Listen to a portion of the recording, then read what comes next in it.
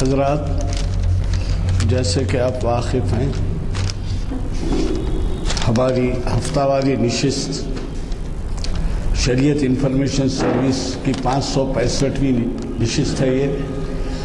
جو جامع مسجد عالیہ گن فاؤنڈری کے conference hall میں بعد نماز عصر منعقد ہو رہی ہے۔ آج بتاریخ 13 جنوری 2015 عیسوی مطابق 20 ربیع الاول 1436 ہجری وہ اس کا انعقاد ہو رہا ہے، اور آپ کے جانے پہچانے مقرر مفتی سید الیاس ہاشمی ندوی صاحب ہمیں مخاطب کر رہے ہیں۔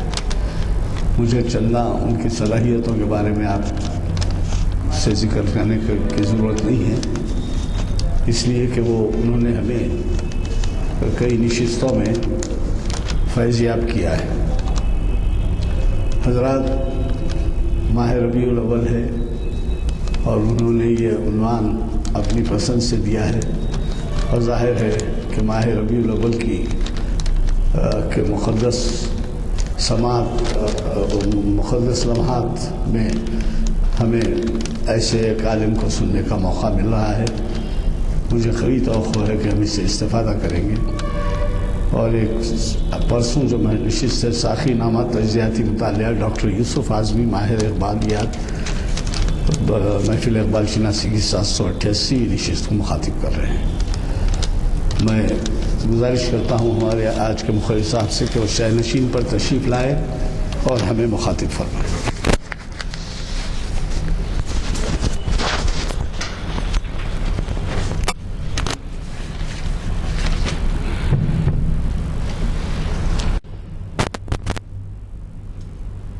بسم اللہ الرحمن الرحیم۔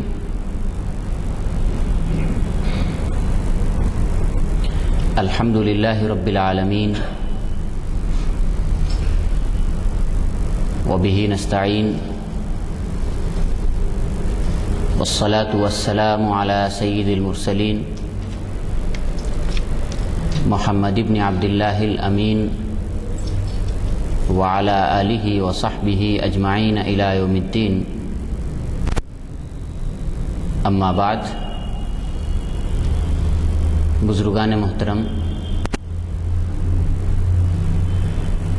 اور عزیز دوستو،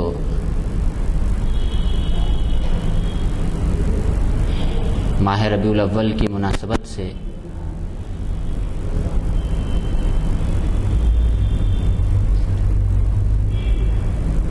جو عنوان میں نے آج کی اس نشست کے لیے منتخب کیا ہے وہ ہے سیرت النبی صلی اللہ علیہ وسلم، ایک مستند اور مکمل اسوہ۔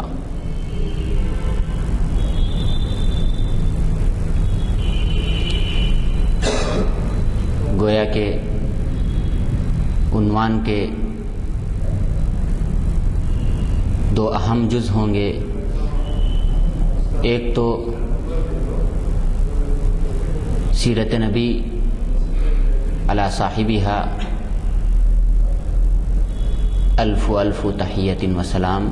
آپ کی سیرت کے استنادی اور مستند ہونے کو بتانا، اور دوسرے نمبر پر آپ کی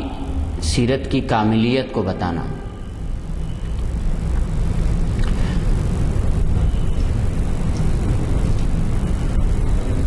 یوں تو تاریخ کے اندر اس دنیا کے بننے سے لے کر آج تک بے شمار ایسی ہستیاں گزری جنہوں نے تاریخ انسانی پہ اپنے انمٹ نقوش چھوڑے، بلکہ کارلائل کے بقول تاریخ مجموعہ ہی ایسی ہستیوں کے سوانح عمریوں کا ہے جنہوں نے اپنے پیچھے والوں کے لیے کچھ سامان چھوڑا ہے۔ اس کے اندر مختلف شخصیات ہیں جنہوں نے اپنی اپنی صلاحیتوں کے مطابق انسانیت کو کچھ دیا ہے.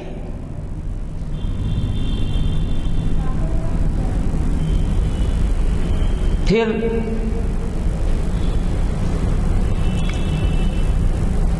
ان کے اندر بھی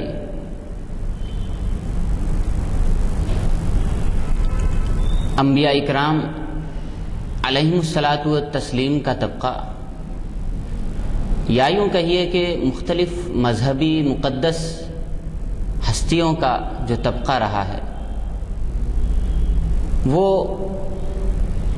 اس کے اندر اور کچھ زیادہ نمایاں اور ممتاز حیثیت رکھتا ہے.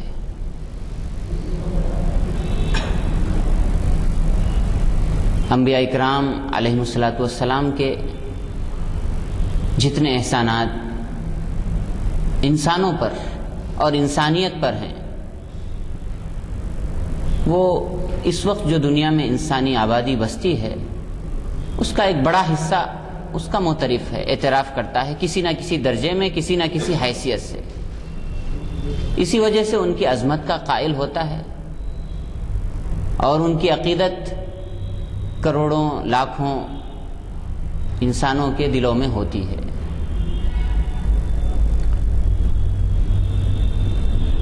اب یہ خود ایک الگ موضوع ہے کہ نبوت اور انبیاء یا انبیاء اکرام علیہم الصلاۃ والسلام نے اس دنیا انسانی پر کیا احسانات فرمائے. میں اس وقت سر دست ان انبیاء کو کوٹ کرنا چاہوں گا جن کے ماننے والے تو دنیا کے اندر بہت سارے ہیں، لیکن قرآن کریم نے بھی ان کو ذکر کیا ہے اور ان کی زندگیوں کے بہت سے ایسے پہلوؤں کو اجاگر کیا جو آج تک تاریکی میں تھے، یا ان کی زندگیاں مسخ شدہ حالت میں تاریخ کے اندر محفوظ تھیں. اللہ تبارک و تعالیٰ نے نبی اکرم صلی اللہ علیہ وسلم پر قرآن کریم نازل کر کے گویا کہ ان کی زندگیوں پر جو پڑی ہوئی گرد و غبار تھی، دھول تھی، اس کو صاف کیا اور ان کی صحیح شخصیت کو پیش کیا. حضرت ابراہیم علیہ السلام، حضرت موسیٰ علیہ السلام،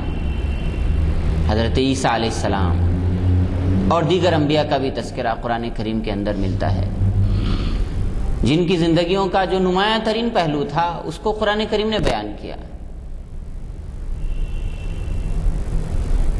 تو غرض یہ کہ انسانی زندگی کو رہبری کے لیے اور انسانی زندگی کے آئیڈیل کے لیے اللہ تبارک و تعالیٰ نے انبیاء کرام کے اس سلسلے کو چلایا، اور ان تمام انبیاء کرام نے اپنے اپنے وقت کے اندر اپنی اپنی قوم کے لحاظ سے اور اپنے اپنے جو ان کے مخاطب تھے، ان کی جو قومیں تھیں، ان کے حساب سے اعلیٰ ترین اخلاق کا کوئی نہ کوئی نمونہ پیش کیا. اب ایک طرف انبیاء کرام علیہم الصلاۃ والسلام کی یہ پوری ایک سیریز کو رکھ لیجئے اور ان کی انفرادی تمام خصوصیتوں کو رکھ لیجئے. ہر ایک کی خصوصیت کچھ الگ ہے. کسی کے اندر ہم کو صبر اتنا نظر آتا ہے کہ اس سے بڑھ کر کے کوئی انسان صبر کا نمونہ پیش نہیں کر سکتا. کسی کے اندر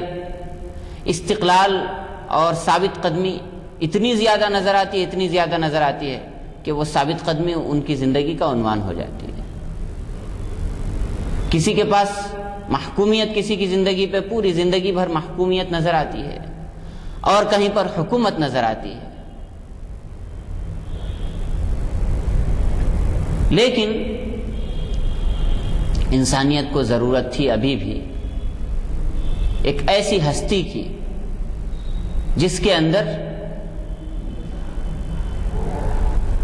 انسانی زندگی کے یہ تمام کے تمام گوشے جمع ہو جائیں. جس کی زندگی کے اندر حاکمیت بھی ہو، محکومیت کا بھی اس کے اندر کہیں ثبوت ملتا ہو، اس نے حکومت بھی کی ہو اور اس نے بحیثیت رعایا کے بھی زندگی گزاری ہو، اس نے دنیاوی یعنی لین دین بھی کیا ہو، اور اس نے یعنی رہبانیت نہیں کہوں گا، اور اس نے تنہائی کی زندگی اور ایسی زندگی بھی گزاری ہو جہاں اس کے اور خدا کے درمیان میں کوئی تیسرا حائل اور ہلچل کرنے والا نہیں تھا۔ اور غرض یہ کہ تمام پچھلے انبیاء اکرام علیہم السلام کے جتنے زندگیوں کے مختلف گوشے ہیں، وہ تمام گوشوں کو یکجا اور جامع طور پر پیش کرنے والی کوئی ہستی کی ضرورت تھی۔ اللہ تبارک و تعالیٰ نے نبی اکرم صلی اللہ علیہ وسلم کی ذات کے اندر اس ہستی کو جلوہ گر فرمایا۔ تو گویا کہ آپ صلی اللہ علیہ وسلم کی ذات جامع الکمالات اور انسانی زندگی کے طبقہ انسانی کے ہر فرد کے لیے، انسانیت کے ہر طبقے کے لیے ایک نمونہ اور آئیڈیل ہے۔ یہ صرف میرا دعویٰ نہیں ہے بلکہ اس کے ساتھ میں دلائل بھی ہیں۔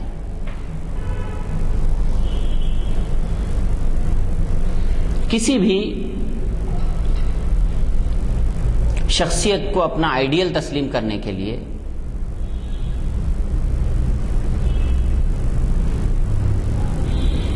ایک بنیادی چیز یہ ہوتی ہے، کسی بھی چیز کا تاثر اپنے دل میں پیدا کرنے کے لیے ایک بنیادی جز ہے، وہ ہے کہ وہ افسانہ نہ ہو، وہ حقیقت ہو، تاریخی طور پر وہ ثابت شدہ ہو، مسلم ہو۔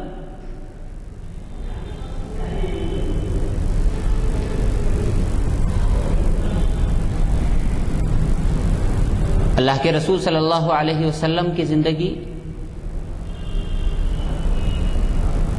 اس اعتبار سے اگر دیکھیں تو آپ کی تاریخی حیثیت، آپ کی پوری زندگی پیدائش سے پہلے سے لے کر کے آپ صلی اللہ علیہ وسلم کے اس دنیا کے اندر آخری دن تک کی ہر اعتبار سے یعنی لوگوں کے سامنے ہے، کوئی اندھیرے میں نہیں ہے۔ ایسا نہیں ہے کہ اس کی بنیاد کسی افسانوی کردار پر رکھی گئی ہو، جیسے ہمارے بعض برادران وطن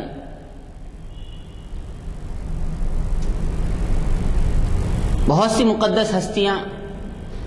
ان کے یہاں ایسی ہیں کہ جن کے تاریخی وجود پر ہی سوال ہے کہ آیا وہ شخصیات پائی جاتی بھی ہیں یا نہیں پائی جاتی۔ تو ظاہر ہے جب کوئی شخصیت جس کا اپنا کوئی وجود ہی مسلم نہ ہو، تاریخی طور پر کوئی اس طرح سے ثابت نہ ہو کہ دن اور زمان و مکان کے فریم میں رکھ کر کے ان کو ثابت کیا جا سکے کہ فلاں تاریخ میں فلاں جگہ پیدا ہوئے تھے اور یہاں انہوں نے زندگی گزاری اور یہاں پر ان کا انتقال ہوا، یا ہے کہ یہاں پر یہ علاقے ان سے تعلق رکھتے ہیں اور ان کی یہ یادگاریں تاریخی طور پر ثابت ہیں، باوجود بہت عقیدت کے، بہت محبت کے، دنیا کے بہت سارے مذاہب اس چیز کو پیش نہیں کر سکتے اپنے پیشواؤں کے لیے۔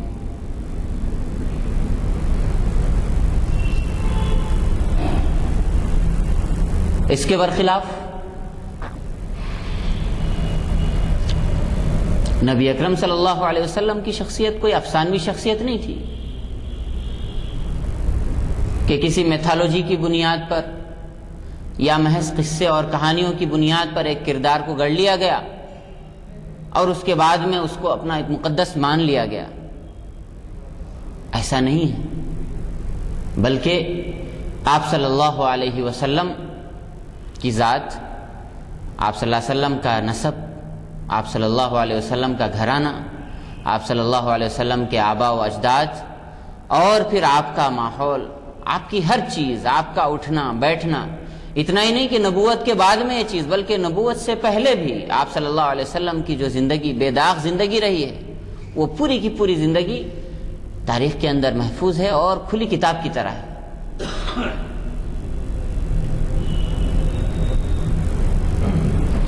چنانچہ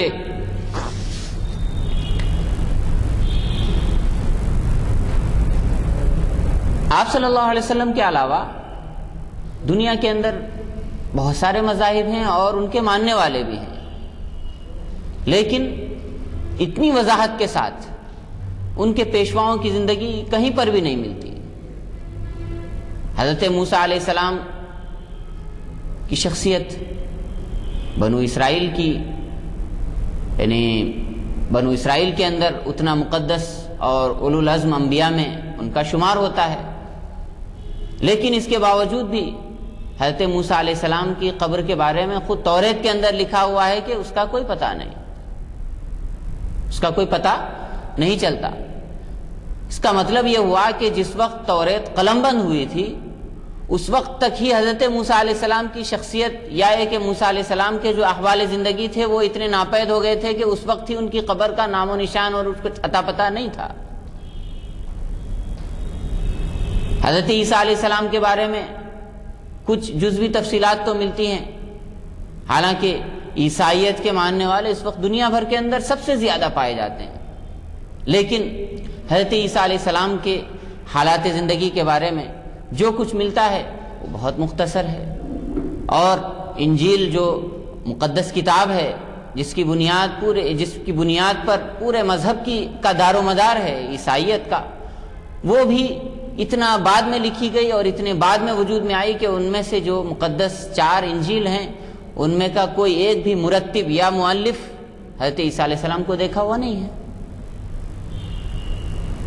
یا یوں کہیے ہندوستان کے اندر آپ آئیے، بدھ مت کے ماننے والے، یا ایسٹ ایشیا کے اندر کئی ممالک ہیں اور کروڑوں کی تعداد میں ماننے والے ہیں، لیکن گوتم بدھ کے بارے میں کوئی اتنا واضح طور پر کوئی ایسی چیز نہیں ملتی۔ ان کی زندگی کا ایک مختصر سا سفر ملتا ہے کہ فلاں جگہ پیدا ہوئے اور ایک سفر کیا انہوں نے اور فلاں جگہ پہنچے اور وہاں گیان نصیب ہوا ان کو، اور اس طرح ہوا، جو چند صفحات سے لے کر کے زیادہ اس کی کوئی کوانٹٹی نہیں ہوگی۔ تو بہرحال ایسی بہت ساری شخصیات گزری، لیکن نبی اکرم صلی اللہ علیہ وسلم، آپ کا پورا شجرہ نسب اور آپ صلی اللہ علیہ وسلم کی پوری تمام زندگی معمولی اجزاء کے ساتھ میں مسلمانوں کے پاس ہے۔ نہ صرف آپ صلی اللہ علیہ وسلم، بلکہ ایک چیز کی طرف میں آپ حضرات کی توجہ مبذول کرانا چاہوں گا کہ مسلمانوں نے نہ صرف نبی اکرم صلی اللہ علیہ وسلم کی زندگی کو محفوظ رکھنے کا اہتمام کیا، بلکہ آپ صلی اللہ علیہ وسلم کی زندگی کو محفوظ رکھنے والوں کی زندگیوں کو محفوظ رکھنے کا اہتمام کیا۔ آپ صلی اللہ علیہ وسلم کی احادیث کے جتنے راوی ہیں، آپ صلی اللہ علیہ وسلم کے سیرت نگار جتنے ہیں، روات جو حدیث کے راوی ہیں، ان تمام کی زندگیاں محفوظ ہو گئیں تاریخ کی کتابوں کے اندر۔ کوئی بھی راوی جس نے نبی اکرم صلی اللہ علیہ وسلم کی حیات طیبہ کے متعلق کوئی ایک لفظ بھی، اگر ایک جملہ بھی اس نے بیان کیا ہو، تو وہ راوی کیسا تھا، وہ شخص کیسا تھا، اس کی سیرت کیا تھی، اس کا کردار کیا تھا، وہ سچا تھا یا وہ جھوٹا تھا، اس کا حافظہ تیز تھا یا کمزور تھا اور وہ بھول جاتا تھا، اس نے کس استاد سے تعلیم حاصل کی تھی اور اس کے کون شاگرد ہیں، یہ پورا ایک فن اسماء الرجال کے نام سے مسلمانوں نے تاریخ کے اندر محفوظ کر دیا۔ جانتے ہیں آپ کہ تقریباً 16,000 صحابہ اکرام رضوان اللہ علیہم اجمعین، یعنی وہ افراد جنہوں نے ایک جھلک بھی نبی اکرم صلی اللہ علیہ وسلم کو دیکھا ہو، ان لوگوں کے نام ان کے والدین کے نام کے ساتھ اور بہت ساروں کی پچھلی تفصیلی زندگی کے ساتھ میں پورے کے پورے احوال جمع کیے ہوئے ہیں۔ یہ کس کا حال ہے؟ یہ آپ کے آپ صلی اللہ علیہ وسلم کا نہیں بلکہ آپ کے ماننے والوں کا یا ان افراد کا جنہوں نے آپ صلی اللہ علیہ وسلم کی سیرت کو یا آپ کی حدیث کو محفوظ رکھنے میں کچھ نہ کچھ حصہ لیا ہو۔ تو تقریباً ایک اوورآل اس کا اگر جائزہ لیا جائے تو تقریباً 6 لاکھ افراد ایسے ہوتے ہیں جن کی زندگیاں کسی نہ کسی حیثیت سے کتابوں کے اندر محفوظ ہو گئیں۔ ہر وہ آدمی جس نے حدیث کے متعلق کچھ کہا ہو، تو نبی اکرم صلی اللہ علیہ وسلم کی سیرت تو بہت دور کی بات ہے، آپ صلی اللہ علیہ وسلم کی سیرت کو محفوظ رکھنے والوں کی سیرت کو تک اس امت نے محفوظ کر کے بتایا۔ ایسا کیوں؟ اس لیے کہ اللہ تبارک و تعالیٰ کو آپ صلی اللہ علیہ وسلم کو رہتی دنیا تک آپ کے اسوے کو قائم رکھنا تھا، باقی رکھنا تھا۔ اس کے لیے اتنا مستند ترین اسوہ ہونا چاہیے تھا جو مکمل طور پر ہر اعتبار سے فلٹر کیا ہوا ہو، چھانا پھٹکا ہوا ہو، اس کے اوپر کوئی انگلی نہ اٹھا سکے، یہاں تک کہ اگر کوئی غلط چیز اس کے اندر داخل ہو گئی ہو، کوئی جھوٹی سچی بات اس کے اندر، مشتبہ بات اگر داخل کر دی گئی ہو تو اس پر بھی کامنٹ کر دیا جائے، تنبیہ کر دی جائے کہ یہ غلط ہے اور یہ صحیح ہے۔ اتنا محفوظ ترین اسوہ آپ صلی اللہ علیہ وسلم کا، جس کی مثال دنیا کے دیگر مذاہب باوجود یہ کہ ان کے لاکھوں کروڑوں ماننے والوں کے بھی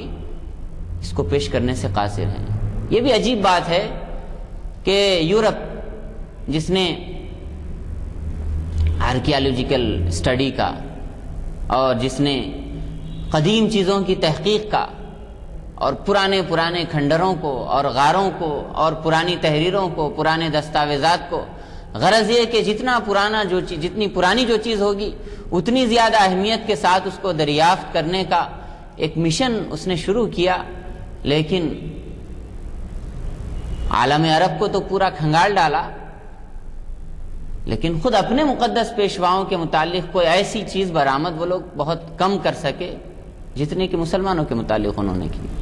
قدیم ترین مخطوطات انہوں نے برآمد کیے، لیکن عیسیٰ علیہ السلام کے متعلق کوئی ایسی چیز یعنی مستند ترین چیز وہ برآمد نہیں کر سکے کہ جس کی بنیاد پہ کہا جا سکے کہ ہاں یہ حضرت عیسیٰ علیہ السلام کے اپنے دور کی ہے۔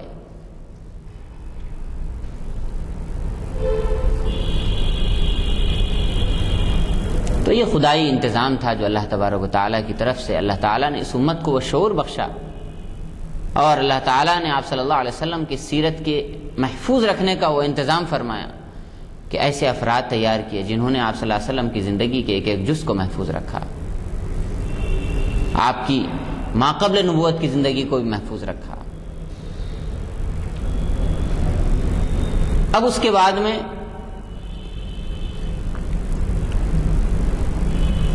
دوسرا پہلو، سیرت تو آپ کی بہت ہی مستند طریقے سے ہمارے پاس آئی کہ اس کے اندر کوئی گیپ نہیں ہے، کوئی جھول نہیں ہے، اور اس کے اندر کوئی ایسی چیز نہیں۔ علیہ وسلم نے جو کچھ پیغام پیش کیا، اس پیغام کے سب سے پہلے عمل کرنے والے اس پیغام پر آپ صلی اللہ علیہ وسلم تھے۔ آپ صلی اللہ علیہ وسلم نے اسلام کو پیش کیا اور فرمایا انا اول المسلمین، اسلام کیسا ہوتا ہے اس سے پہلا مسلمان میں ہوں، اس پر عمل کر کے دکھانے والا۔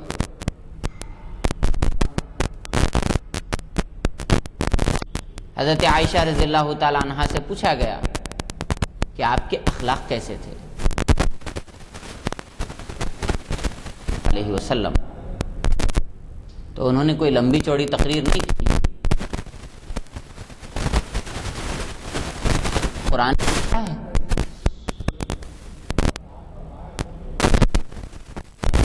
کان خلقہ القرآن، آپ کے اخلاق سراپا قرآن تھے، قرآن کے اندر لکھا ہوا ہے، آپ کی زندگی کے اندر وہ عملی طور پر موجود ہے، آپ کی زندگی قرآن کی تفسیر ہے، اور یہاں کوئی ظاہر اور باطن کا اور فعل کا کوئی تضاد نہیں ہے، یہاں پر دونوں چیزیں یکساں ہیں۔ جو پیغام آپ کی زبانی قرآن کی شکل میں دنیا کے لیے پیش کیا جا رہا ہے وہ چیز عملی طور پر آپ کی زندگی کے اندر موجود ہے۔ کہ آپ صلی اللہ علیہ وسلم نے بہت سارے موقعوں پر باوجود یہ کہ عزیمت کو اختیار کر سکتے تھے، لیکن امت کی آسانی کی خاطر سہولت کو اختیار فرمایا، تاکہ لوگوں کے لیے عمل کرنے کے لیے آسانی ہو۔ بعض صحابہ کرام آپ صلی اللہ علیہ وسلم کے پاس خدمت میں تشریف لائے اور پوچھا اور کہا کہ میں نے ارادہ کر لیا ہے کہ بس اب مکمل اپنے پورے وقت کو اللہ کی عبادت میں گزار دوں گا، یعنی رات بھر عبادت کرتا رہوں گا، دن کو روزہ رکھوں گا۔ کسی نے کہا کہ میں اپنا پورا مال خرچ کر دوں گا، اور کسی نے کچھ۔ تو آپ صلی اللہ علیہ وسلم نے فرمایا کہ ایسا نہیں ہے۔ اس دنیا کے تعلقات کو نبھاتے ہوئے اور اس زندگی کے اندر رہتے ہوئے اللہ کو تلاش کرنا، اللہ کی رضا کو حاصل کرنا،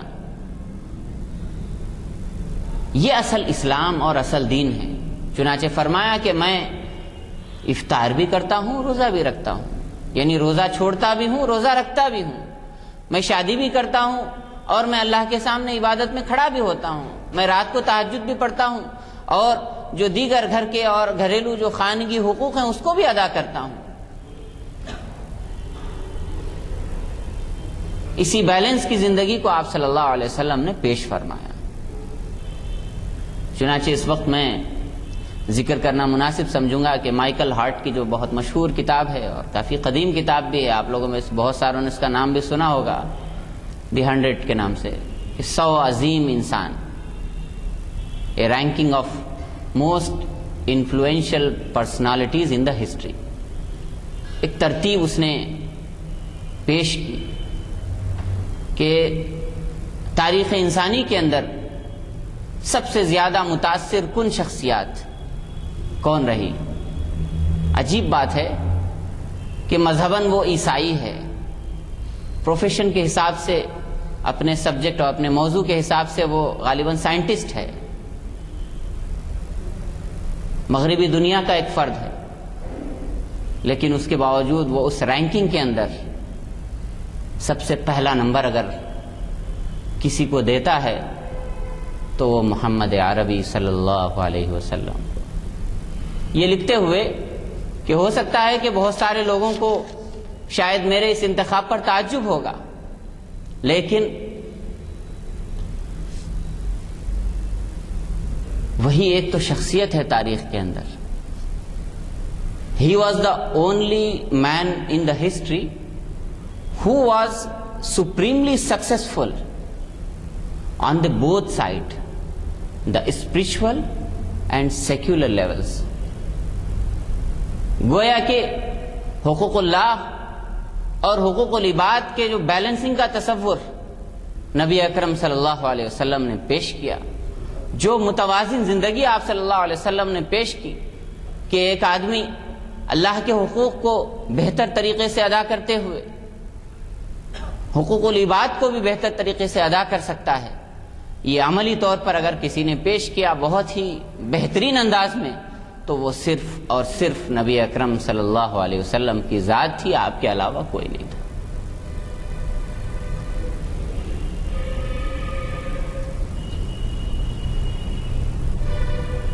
آج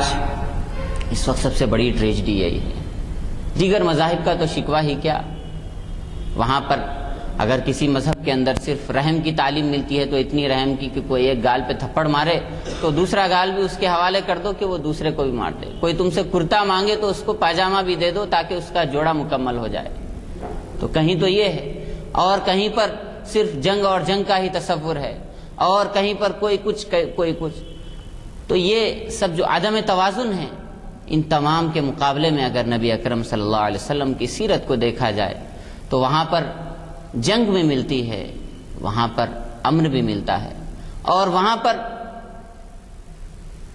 اللہ کے حقوق کس طرح سے ادا کرنے چاہیے وہ بھی ملتا ہے، وہاں پر بندوں کے حقوق کیسے ادا کیے جائیں وہ بھی ملتا ہے۔ وہاں کی جنگ ایسی ہوتی ہے کہ نبی اکرم صلی اللہ علیہ وسلم نے اپنی پوری حیات طیبہ کے اندر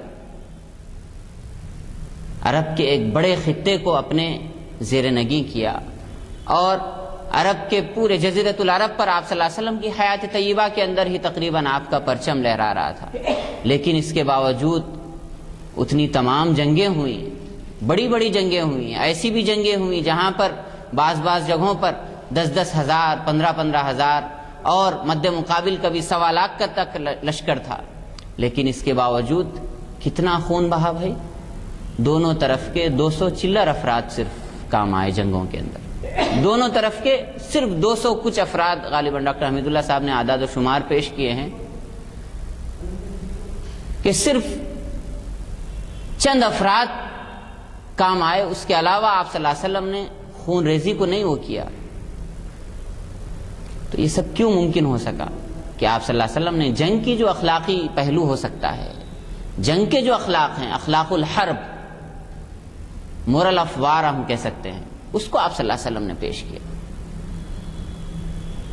رحم کی تعلیمات آپ صلی اللہ علیہ وسلم کی،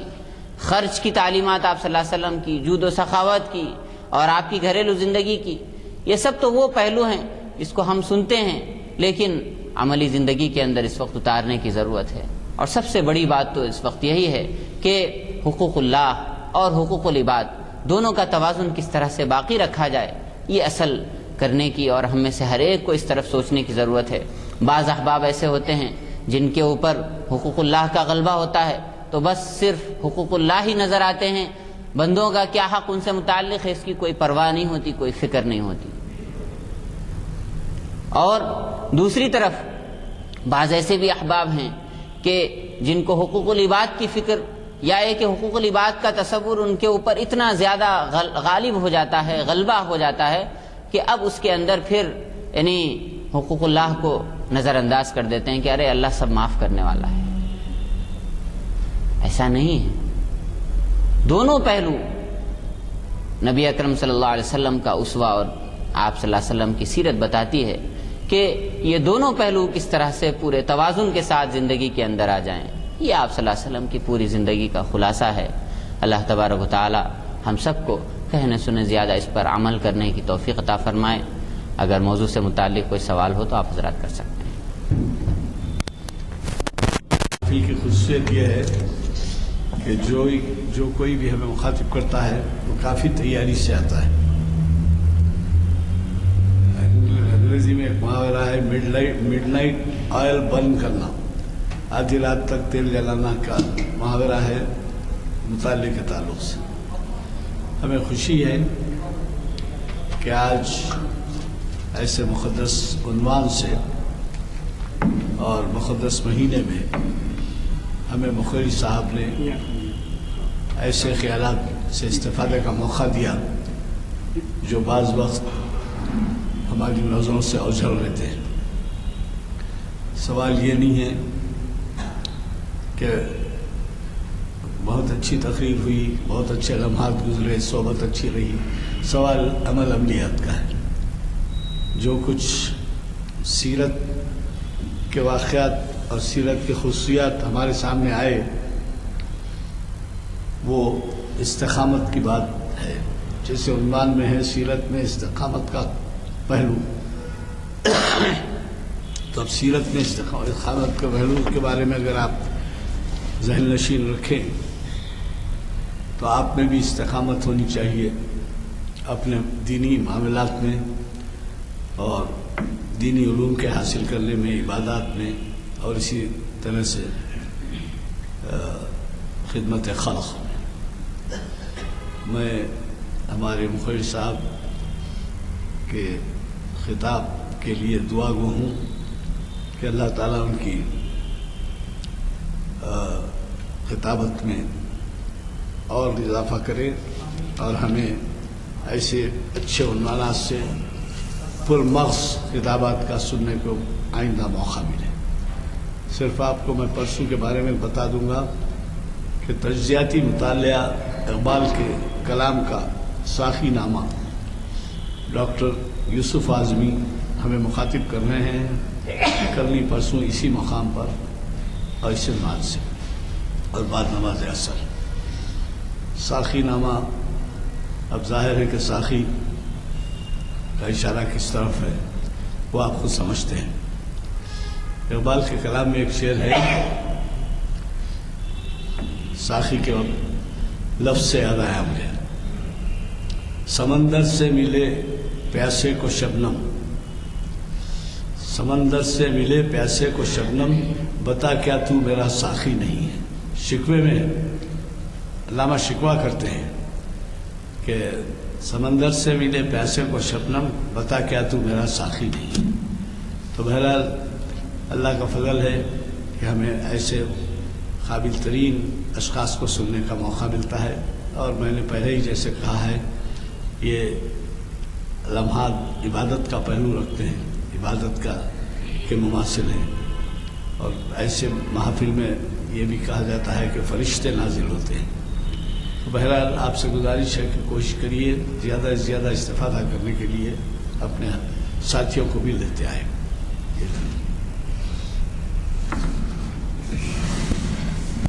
ہاں وہ اس کا شیخ وہ پوری ربائی ہے، میں جاتا سمجھ. وہ یوں ہے کہ سمندر سے ملے پیسے کو شبنم، بخیلی ہے یہ رضاخیلی ہے. اس کا پہلا جو شعر ہے وہ یہ ہے کہ والصلاة والسلام على سيد المرسلين اللهم صل على سيدنا مولانا محمد وعلى آل سيدنا مولانا محمد وبارك وسلم. ربنا ظلمنا أنفسنا وإن لم تغفر لنا وترحمنا لنكونن من الخاسرين. ربنا لا تجعلنا فتنة للقوم الظالمين ونجنا برحمتك من القوم الكافرين. ربنا آتنا في الدنيا حسنة وفي الآخرة